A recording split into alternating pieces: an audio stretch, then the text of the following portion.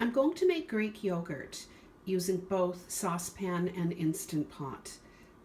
I find when you boil the milk in the Instant Pot, it sticks to the bottom and it ends up in the finished product. I'm also going to use some dry powdered milk. I'm going to use Greek yogurt, and I've purchased, this is what I'm excited about, I've purchased a strainer. It has really fine mesh. I hope to use it with my kefir as well when I separate the whey, but this will be used tomorrow. So the process is tonight, right now, I'm going to bring the milk to a boil, let it cool, add both powdered milk and Greek yogurt, give it a good stir, and let it incubate overnight. Tomorrow morning, I will take the insert out of the Instant Pot, cover it, and put it in my refrigerator and let it set while I'm at work. Once I come home from work, I'm then going to strain it using this new strainer. I don't want to strain it overnight because I'm not trying to make cheese. I'm just trying to thicken up the yogurt by, removing some of the whey. So I'm going to start by pouring the milk into the pot.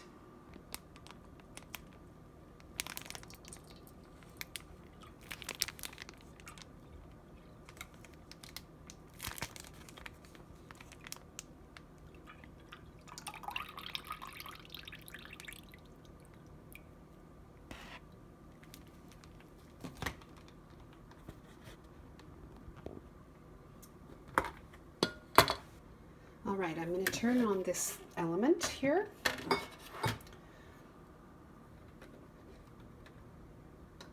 So I'm going to bring it to a boil, let it cool down to between 110 and 115 degrees. And at that point, I'll put in my powdered milk and my Greek yogurt.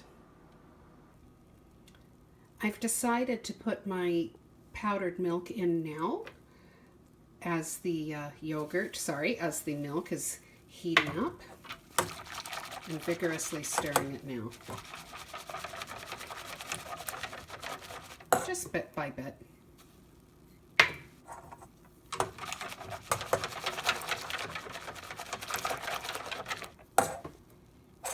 In all, it's a quarter cup of powdered milk. Maybe that's too much, I don't know, but I usually put about that much in, so there. Just some vigorous stirring.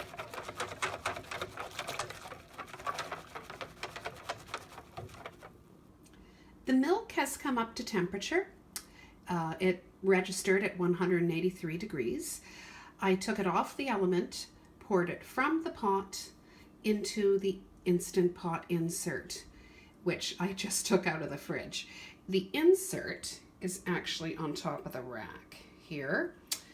So I'm going to go about my housework and I'm going to come back for the next step.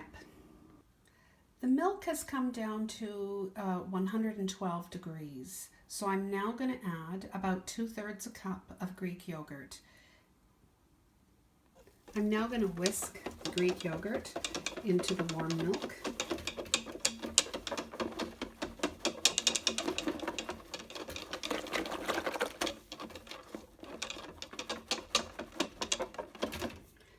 There, I think that's good enough.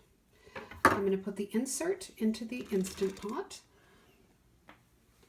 It's hard to do this with one hand. And I'm going to get my lid from across the kitchen. Now, you don't put this on seal, you just put the lid on. So that's what I'm going to do. Hopefully, I don't have to mess around too much with it.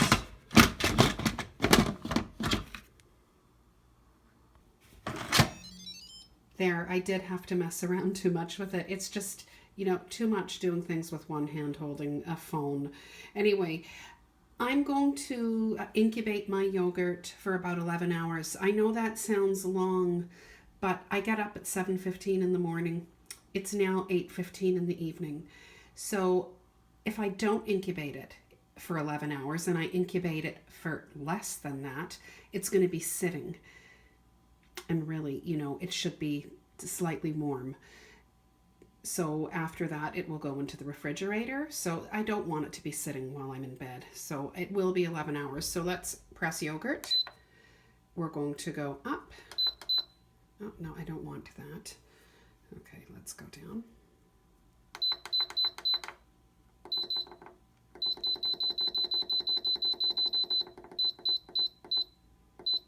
There, 11 hours. And there you go. I'll bring you back, and in the morning what I'll do is I'll take the insert out. There we go. I'll take the insert out, cover it, and put it in the refrigerator while I'm at work. It'll set. When I come home, I'm going to strain it, probably for 3 to 4 hours, because I don't want cheese. I just want yogurt. All right, it's 11 hours later, and it is done incubating. The beep just went off a few minutes ago. So let's open it up. The only thing I don't like about this process is all the moisture. But anyway, with that said, it's the most forgiving process now because I'm going to put it in the refrigerator. I'm going to let it set, and you know, I can go over a certain amount of hours, under a certain amount of hours. It doesn't really matter. So let's just take a taste of the consistency. Now all my spoons are in the dishwasher, so I'm just going to grab a fork. Okay, let's see the consistency. Oh, very good. Okay, so we're going to put this in. I'm going to just taste it. Yummy. Okay, so this is going to go in the fridge to set. And after that, when I come home from work, I'm going to strain it. I've been at work all day and my yogurt has been setting in the fridge. Let's test it for consistency. So, there you go. That's the consistency of it. I'm going to taste it. It's very delicious, but I'm still going to strain it. So I'm going to get a large spoon out of here, out of the drawer, and I'm going to begin to put the yogurt into this strainer. I'm going to strain it maybe 3 hours, 4 hours at the most. I don't want it to become cheese. It is fairly thick, like, it does have a good consistency.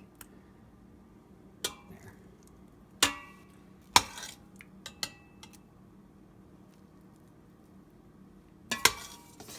What I really hope with this strainer is that I can separate my whey in the kefir. But I'll try that another time. The mesh is so fine on this strainer.